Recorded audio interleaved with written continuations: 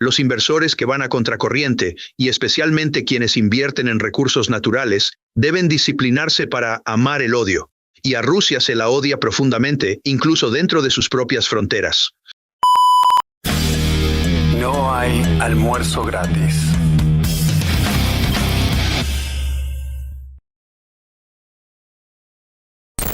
Hola gente, bienvenidos a este nuevo episodio de No hay almuerzo gratis. Gracias Rick Rule por concedernos esta segunda parte de la entrevista después de un problema serio que tuvimos la vez pasada, un problema técnico, que mucha gente se quedó con ganas de más. Yo también. Para los que no lo conocen a él, están ante Rick Rule, célebre inversor centrado principalmente en recursos naturales. Es el fundador y CEO de Rule Investment Media. Bienvenido nuevamente, espero que los dioses de Internet esta vez, oremos hermanos, que los dioses de Internet nos sean favorables. Bueno, la vez pasada nos habló de cómo él se inició como inversor, nos habló de sus mayores éxitos y fracasos, nos habló del caso argentino, de las claves para tener éxito como inversor, y nos quedamos ahí en una respuesta que había quedado incompleta, y era la respuesta a esta pregunta: ¿en qué sectores recomienda enfocarse para protegerse de un colapso financiero? Hey Rick, antes de que respondas, quisiera hacerte llegar un gran saludo de parte de los pueblos de Costa Rica y Argentina. Por cierto, quisiera mostrarles este retrato que representa todo lo contrario a una oveja que sigue al rebaño. Por supuesto, me refiero a un retrato de Rick Rule. Ahora sí, por favor, continúa. Sospecho que la mayoría de sus oyentes aún invierten poco en metales preciosos. Yo diría que, aunque estos han tenido un aumento de precio extraordinario en los últimos 2 años, esa subida no representa una visión a futuro, sino más bien la liberación de un resorte tensado. La última vez que hablamos mencioné que creo que el dólar perderá el 75% de su poder adquisitivo en los próximos 10 años, por lo que en consecuencia, el precio del oro en dólares seguirá subiendo. Es por eso que les pido que consideren tener algo de oro físico, no porque necesariamente vayan a ganar dinero en términos de poder de compra adicional, sino para proteger sus ahorros. Suponiendo que están de acuerdo con esto, añadiré que más allá del hábito del ahorro o del uso del oro como un seguro, también deberían considerar la compra de las mejores acciones mineras a las que puedan acceder. Tradicionalmente, en un mercado alcista, las mejores empresas del sector tienden a rendir el doble que las inversiones en el metal físico. Ahora bien, no quiero que corran el riesgo de equivocarse en cuanto a esto. Estas dos cosas que estoy mencionando son dos tipos distintos de inversión. El oro físico es un activo que sirve para tener ahorro y liquidez, una especie de seguro. Las acciones, por otro lado, tienen un riesgo distinto. Sugeriría a sus oyentes que, antes que otras inversiones, posean una combinación de oro y las mejores acciones mineras. Hasta hace 3 semanas habría dicho que las acciones petroleras ocupaban el segundo lugar, pero tras los eventos recientes en Venezuela e Irán, el sector ha subido uniformemente un 15%. Yo diría que la gente está operando en función de las noticias recientes y no guiada por un análisis de los fundamentos, así que esperaría a que el furor actual en esos países se calme antes de comprar acciones petroleras. La tercera categoría que recomendaría, y al decir esto me dirijo a los especuladores, es Argentina. Ciertamente las circunstancias han cambiado, y aunque la historia nos enseña que, por lo general, cuando Argentina cambia lo hace para peor, yo les diría que en base a la firme expresión de la voluntad del pueblo en las recientes elecciones intermedias, y si están de acuerdo con la expectativa de que esa búsqueda de libertad se mantendrá y seguirá creciendo en la próxima década, se puede concluir que el potencial de su mercado frente a otros países es extraordinario. Por cierto, quiero aclarar que aún no considero a la Argentina como un destino de inversión sólido. Quizás si viviera allí y tuviera más información, podría tener una certeza mayor. Es más bien un destino especulativo. Es decir, es un lugar maravilloso para especular con dinero que puedes permitirte perder si la mitad de los votantes pierden la calma que han mantenido. ¿Usted cree que es posible el regreso del patrón oro? No. No, debido a que los políticos existen para imponer su voluntad, existen en función del poder. El patrón oro limita sus acciones, restringe su capacidad de imprimir dinero falso y frena su capacidad de gasto. El poder es la moneda en la que ellos piensan. Ustedes y yo queremos tener prosperidad para nuestras familias, para nuestros amigos y para quienes llegarán en el futuro. Por ello, la moneda en la que nosotros pensamos es la riqueza material. Pero la moneda que impulsa a los políticos es el poder, y lo siento, pero el oro supone para ellos la limitación de ese poder que acumulan. Aparte de Argentina y Brasil, que usted mencionó la vez pasada, ¿qué otros países pueden presentar buenas oportunidades para el inversor en un futuro cercano? En su opinión, ¿Vietnam entra en esa categoría? Como especulador, y recalco que hablaré en términos de especulación, no de inversión, mi respuesta es Rusia. Los inversores que van a contracorriente, y especialmente quienes invierten en recursos naturales, deben disciplinarse para amar el odio. Y a Rusia se la odia profundamente, incluso dentro de sus propias fronteras. Como estadounidense, y en particular al estar relacionado con una organización bancaria regulada, yo no puedo comprar acciones rusas. Pero otros, aquellos que viven en el mundo libre, sí pueden hacerlo. Alejándonos un poco de ese nivel de riesgo, incluyo a Kazajistán entre los otros países que creo que están mal valorados por el mercado. También así, como consecuencia de sus recientes elecciones, podría incluir a Chile. Y me arriesgaré mucho al decir que, a pesar de Lula, esto podría incluir a Brasil. La riqueza mineral de Brasil, en particular en el estado de Pará y la zona de Carajás, es tan extraordinaria que dudo que incluso Lula sea capaz de arruinarla. Aunque ya saben, existe la creencia popular, que podría ser cierta, de que su poder para destruir la economía es mayor que la propia fortaleza económica de Brasil. Los silverbacks, fanáticos de la plata, vienen diciendo hace muchos años que la plata está infravalorada, ¿sí? Y no solo en general, sino también respecto al oro. ¿Usted cree que finalmente los silverbacks van a ser reivindicados? I think the answer to that is evident in the last 3 months.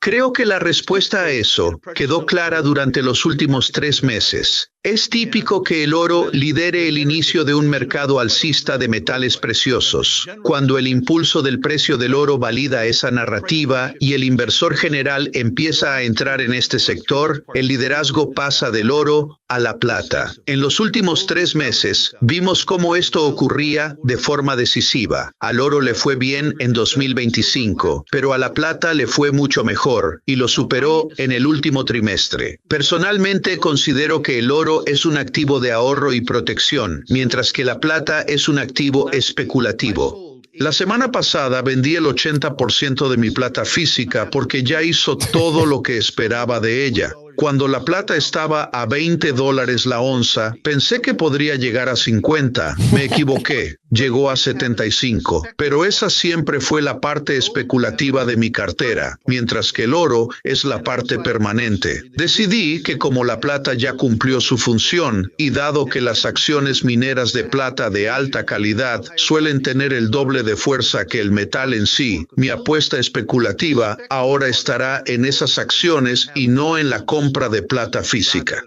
También tomé esta decisión porque tras 50 años en estos mercados, siento que tengo una ventaja de conocimiento sobre otros inversores en acciones mineras, algo que no tengo con el metal. Así que aunque soy optimista con la plata de aquí a 10 años, para mí ya cumplió su ciclo. Dicho de forma más cruda, la plata agotó cada gramo de codicia que sentía por ella. Pregunta, ¿usted cree que las criptomonedas cumplen algún rol, quizás como último refugio contra el Leviatán? Deberías hacerle esa pregunta a alguien más joven que yo, alguien con mayor capacidad técnica. Sospecho que proyectar tu futuro financiero con criptomonedas requiere de mucha más sofisticación que hacerlo con el oro. Un ejemplo claro es la enorme variedad de criptomonedas que existen. Por mi parte, digamos que no pienso comprar Trump Coin, la moneda de Trump. También es muy probable que los gobiernos empiecen a ofrecer sus propias criptomonedas, quizá en la forma de monedas digitales de banca central. En ese caso, no serían distintas al papel moneda, con la diferencia de que el gobierno podría anularlas, mientras que tú no podrías tenerlas físicamente en tus bolsillos. Por esa razón, yo tendría muchísimo cuidado con las criptos. Eso no significa que la respuesta tenga que ser un rotundo no, sino que esa respuesta deberías buscarla en alguien mucho más joven, más cercano a tu edad que a la mía. Ok. ¿Usted cree que el progreso tecnológico puede continuar a buen ritmo a pesar de lo que estamos viendo, crecientes trabas al comercio, la popularidad del estatismo, yo diría tanto a izquierda como a derecha, y también un tema que a nosotros nos preocupa mucho, que es el desplome histórico de la natalidad? Estoy totalmente seguro. Soy muy optimista al respecto. Quizás sepan que nací y pasé la mayor parte de mi vida en la República Popular de California, en la que, a pesar de la idiotez con la que votamos, sigue habiendo una cultura en la que 5 o 6 jóvenes pueden meterse en un garaje de Sunnyvale y crear el próximo Google o Apple. Dicho de una forma más clara, California sigue siendo un lugar en el que la creatividad y la tenacidad individual nos permiten costear nuestra estupidez colectiva. Lo hermoso de este mundo, y esto es algo realmente bello, es que gracias a Internet, las redes sociales y a la descentralización de la educación, ese mismo garaje californiano que cambió el rumbo de la humanidad podría estar ubicado en 10 años en Sao Paulo, Lagos o Yakarta. A pesar de estar hablando de regímenes represivos y lugares extraños, allí también tienen jóvenes inteligentes y ambiciosos que buscan salir adelante, no gracias a sus gobiernos, sino a pesar de ellos. Creo que desde California les mostramos el camino. Mientras hemos actuado como colectivo, como californianos, hemos sido patológicamente estúpidos a un nivel indescriptible, pero como pequeños grupos de individuos intentando resolver un problema en Silicon Valley, hemos literalmente cambiado el mundo. Creo que en ese sentido nada ha cambiado, excepto que ahora el abanico de oportunidades a nivel global es mucho más amplio. Ok, o sea que usted no cree en la decadencia terminal de Occidente. ¿Usted cree que la innovación puede continuar? Creo firmemente en la decadencia irreversible de Occidente. Dependiendo de cómo se defina decadencia, probablemente yo mismo la he ejemplificado e incluso la he disfrutado.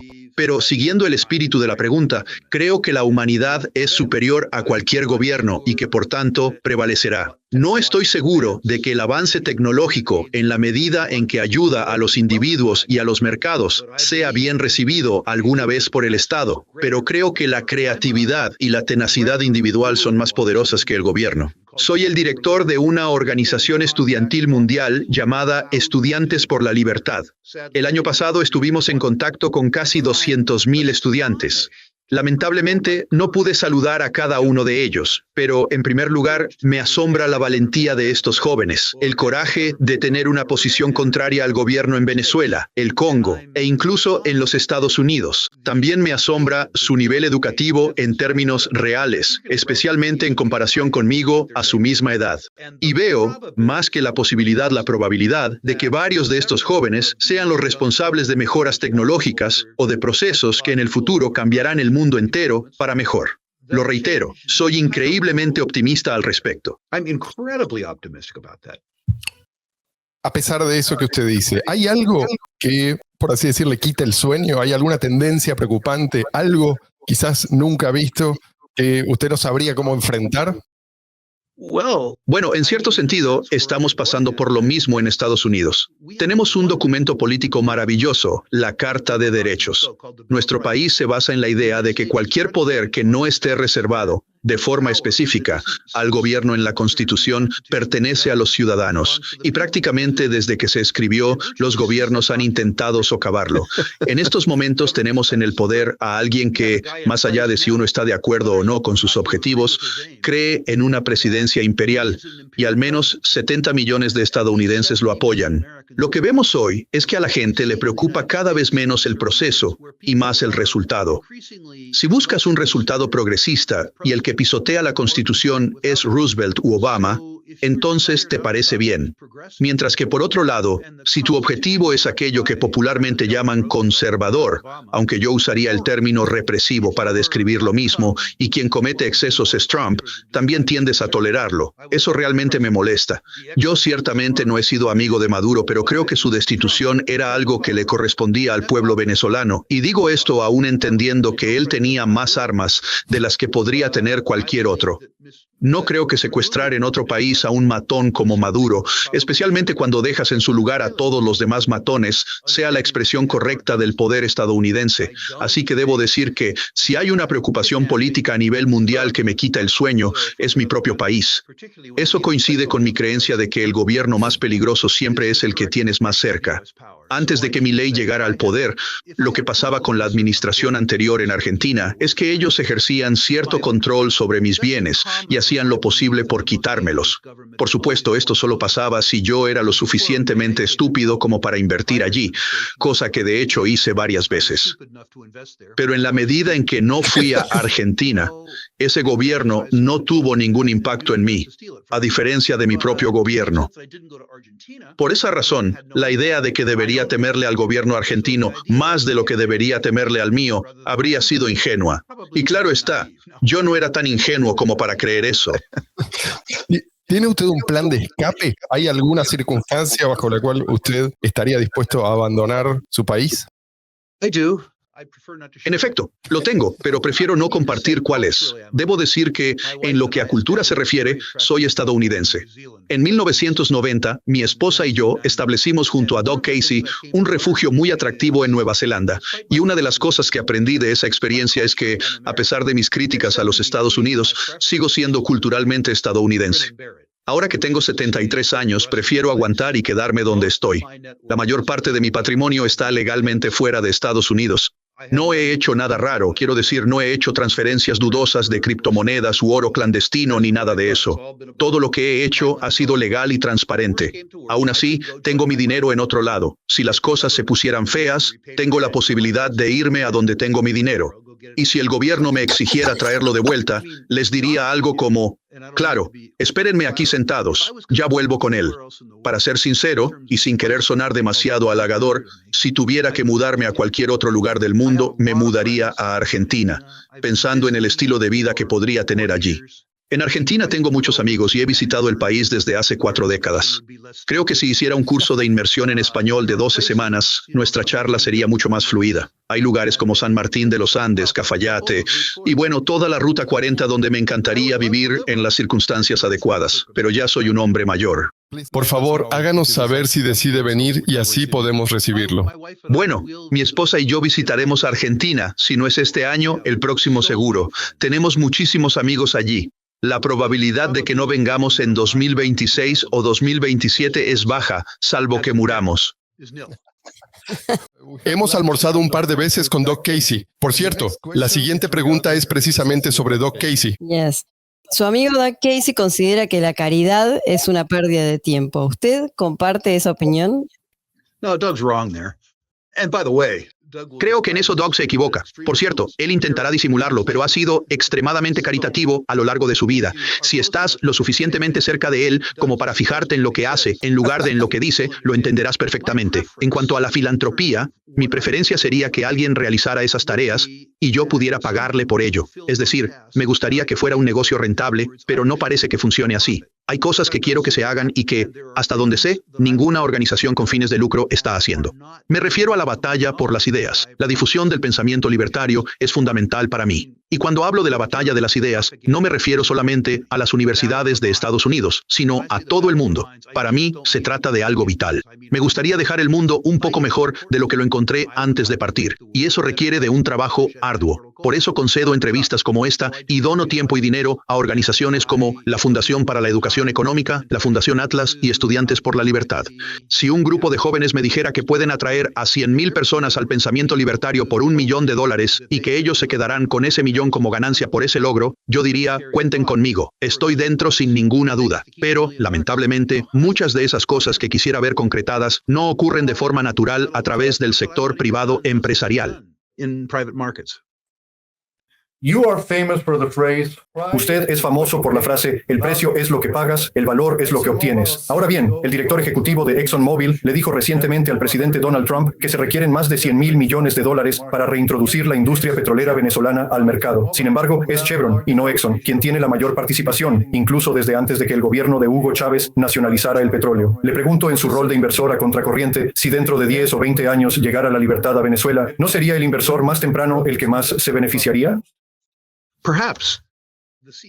Puede ser. El director ejecutivo de Exxon también afirmó que en su forma actual, Venezuela no es apta para invertir. Dentro de 25 años, la situación ciertamente podría ser diferente, pero hoy día podemos analizar la perspectiva de Exxon. Para comenzar, sus activos en Venezuela han sido expropiados no una, sino 2 veces. La segunda vez que esto ocurrió, los arbitrajes y tribunales internacionales fallaron a favor de Exxon, pero Hugo Chávez decidió darles una lección sobre la diferencia entre enviar una factura y lograr cobrarla. Para decirlo más claramente, Chávez no les pagó. Los chavistas, los cuales llevan casi 3 décadas en el poder, siguen controlando Venezuela. Aún controlan el tesoro, lo que queda de PDVSA, el ejército y también los gobiernos locales. Es posible que el señor Trump pueda decirles: hey, damas y caballeros, si no se ajustan a lo que les exijo, les haré lo mismo que le hice a Maduro, y les aseguro que no les parecerán agradables las prisiones de Estados Unidos. En otras palabras, Trump ciertamente podría indicarles que pueden quedarse respondiéndole a él en vez de a su jefe anterior. Pero aún si ocurriera eso y no otra cosa, esa situación tampoco suena apta para invertir. En tercer lugar, las regalías que cobra el Estado venezolano son del 25%, mientras que el impuesto corporativo es del 50%. Así que si inviertes 10,000 millones, debes saber que en la práctica el Estado se llevará el total del resultante. Una inversión bajo esas condiciones no funcionaría. ¿Podría volver en el futuro la cordura a Venezuela? Claro que sí. Pero hay muchos desafíos. Hace 25 años, PDVSA era, quizá, la mejor petrolera estatal del mundo. Tenían gente muy competente, pero Hugo Chávez decidió despedirlos para poner en sus puestos a operadores favorables a él. Esos profesionales competentes ahora están muertos o repartidos por Colombia, Brasil, Houston y otros lugares. Por Argentina. Exacto, posiblemente también en Argentina. Uno podría preguntarse, ¿volverán esas personas a Venezuela?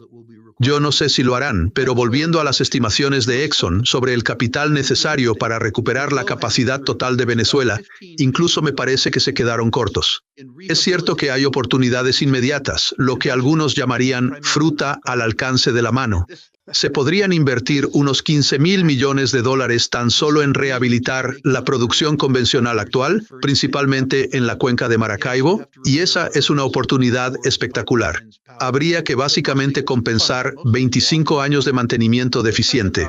Es cierto que hay que reparar carreteras, puertos y oleoductos, pero en su mayor parte se trata de resolver lo básico, algo así como trabajo de fontanería.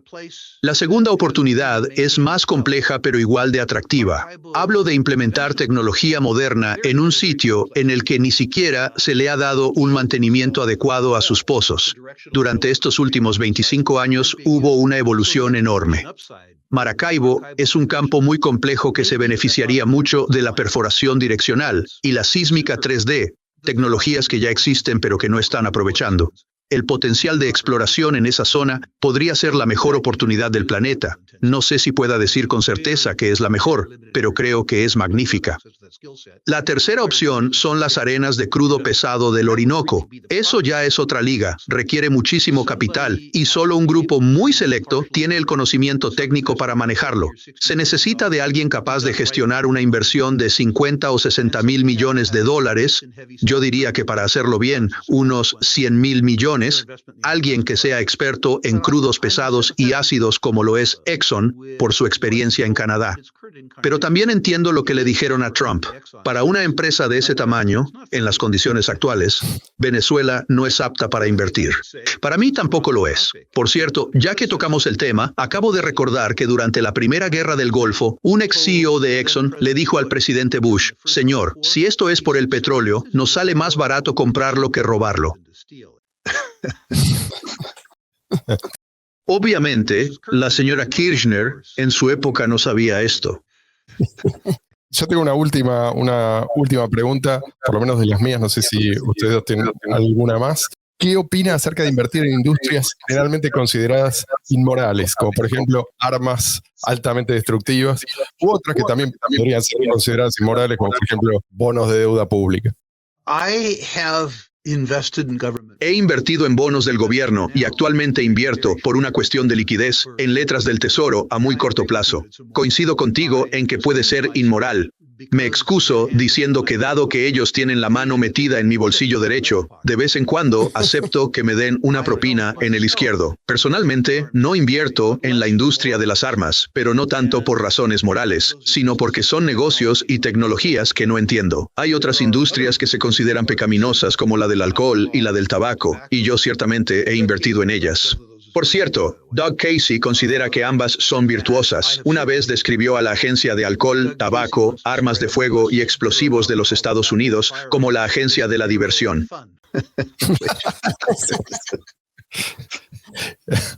Quizás se perdió algo en la traducción. Lo que quise decir es que algunas personas consideran que esto es inmoral o que podría llegar a considerarse así. No que yo personalmente crea que invertir en esas cosas sea algo inmoral. Comprendo que algunas personas lo piensen, pero no es eso lo que me ha frenado. Lo que me ha impedido invertir en esas industrias es, simplemente, mi falta de conocimiento. Okay. Seba, ¿alguna última pregunta? Quisiera plantear dos preguntas. La primera sería, ¿qué opinas de la Shell Royal Dutch? Para ofrecer algo de contexto, si uno invierte en Países Bajos, donde me encuentro, estando fuera de la Unión Europea, tiene que pagar una comisión adicional. En mi caso, llevo 4 años esperando por mi residencia, por lo que no puedo invertir directamente. Sin embargo, mi esposa invierte por petición mía. Y en cuanto a la segunda pregunta, lo sigo en YouTube y casi a diario estoy atento a su contenido, en el cual responde preguntas sobre empresas de todo el mundo. ¿Está familiarizado con Elementum International? The second question, the answer is no. En cuanto a la segunda pregunta, la respuesta es que no. En cuanto a la Shell Royal Dutch, puedo decir que ha dado un gran giro en los últimos 5 años y que todavía tiene mucho que recorrer, lo cual es bueno. El problema que tiene la Royal Dutch es que es un monstruo de muchas cabezas, responde ante el Estado y bien podría considerarse un instrumento tanto del gobierno holandés como del británico, lo que significa que en lugar de estar sometida a un grupo de matones, está sometida a 2 de ellos. Hubo un tiempo en el que la Shell Royal Dutch sucumbió ante la enfermedad europea. Les daba vergüenza obtener ganancias e invirtieron en una serie de industrias políticamente correctas que no entendían. Hace 2 años tuvieron el valor de dejar atrás esa idiotez para volver a centrarse en su especialidad. Es importante no subestimarlos, son grandes exploradores. La mafia estadounidense de Shell, ese grupo de expertos responsables del gran éxito en el Golfo de México, es un reflejo de la cultura de exploración que existía en Shell, la cual probablemente sigue ahí, enterrada en lo más profundo. Creo que se trata, en esencia, de una mejor empresa que British Petroleum. Quizá ustedes recuerden cómo ellos se hacían llamar más allá del petróleo. Nosotros publicamos un informe describiéndolos como más allá de las ganancias. En general, la industria petrolera europea se ve limitada porque sus empresas líderes son instrumentos estatales. Dado que sus burocracias son intercambiables, esas empresas no ven, como deberían, al Estado como un enemigo, sino como a un amo al que servir. Teniendo en cuenta eso, no creo que la Royal Dutch genere jamás el retorno de inversión que logran empresas como Exxon o Chevron. Creo que eso es todo lo que tengo para decir sobre ella. Bueno, vamos a cerrar entonces esta entrevista. La verdad que fue para mí una verdadera fiesta. Estoy intensamente agradecido. Les agradezco también a todos los que nos acompañaron hasta aquí. Pasen un lindo fin de semana, cuídense mucho y nos volvemos a encontrar el domingo de la semana que viene. Gracias, Rick. ¿Algunas últimas palabras? I don't. Solo tengo para decir que estoy encantado de poder estar aquí nuevamente con todos ustedes. Me siento verdaderamente animado por lo que ha sucedido en Argentina en los últimos 2 años. Si me hubieran preguntado en 2020 sobre la probabilidad de un cambio de esa magnitud en la cultura argentina, habría acusado al que lo dijera de estar bajo el efecto de drogas muy pero muy potentes. Se podrán imaginar lo absolutamente feliz que estoy con lo que se ha logrado hasta ahora y les deseo todo el éxito posible. Estamos cautelosamente eufóricos. Thank you very much. Muchísimas gracias, ha sido un placer para nosotros. El placer ha sido mutuo.